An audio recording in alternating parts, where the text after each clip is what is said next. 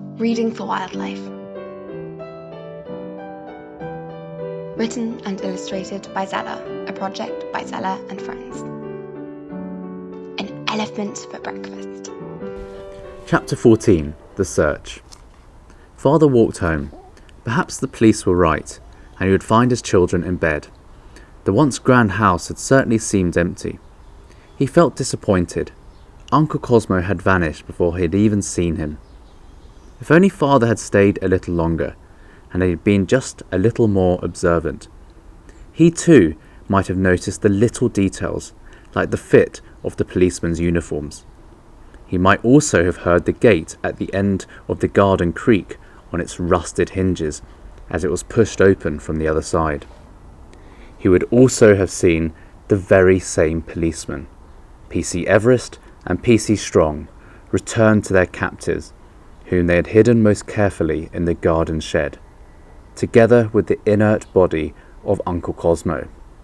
If only he had thought to check the shed, he would also have seen two bound-up and real policemen who were wearing nothing more than white vests and underpants. In the garden shed, it was still not clear to the children whether Uncle Cosmo was alive or dead. All they knew was that he had not moved or spoken and had not opened his eyes during the whole ordeal. But Freddie thought he had seen Uncle Cosmo breathing. When the policemen returned, they spat out their demands. They wanted to know where the chocolate was. "Chocolate? What chocolate?" said Tom, as innocently as he could. But the policemen were no more satisfied with the answer than they had been the last time. When Father returned to Wisteria House without the children, Mother cried. "But they weren't there," he said. "But they must be," said Rose. "No, they definitely were not. I searched the whole house," said Father, raising his eyebrows. "We really must hurry. Alicia, let's go. Rose, you stay here." "Call the police," said Mother. "No need. I've already reported it," replied Father.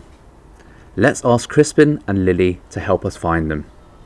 They left Rose at home, safe and warm, having a cup of hot chocolate in the kitchen. Lucky was sitting at her feet and Socrates purring on her lap. Her parents knocked on Uncle Crispin's door. He was still asleep but soon roused himself and came downstairs, rubbing his eyes. Uncle Crispin returned a few moments later. He said Johnny and Bella are gone too. They must be with Freddie and Tom. That would explain why Lucky was out so early. Aunt Lily appeared looking ashen. "We must call the police," she cried. "I've already spoken to the police, and they will file a missing persons report," said Father. "Have you tried calling the children yet?" asked Aunt Lily.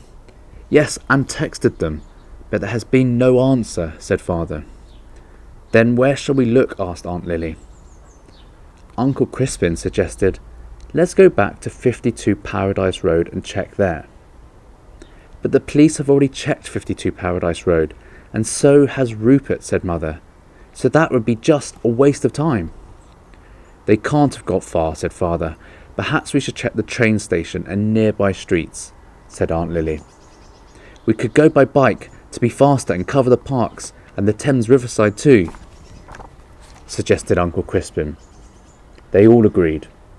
Aunt Lily and Uncle Crispin quickly put on jackets over their pyjamas. Not a moment was lost as they went off in search of their children.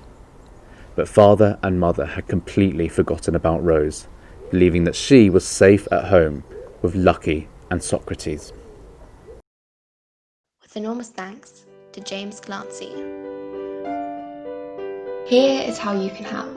Share the story. Adopt an animal from afar. Visit when you can. Educate yourself. Donate to a conservation charity. To find out more about Reading for Wildlife, visit zellahunter.com or at Lady Zella Books, or follow the Reading for Wildlife YouTube channel.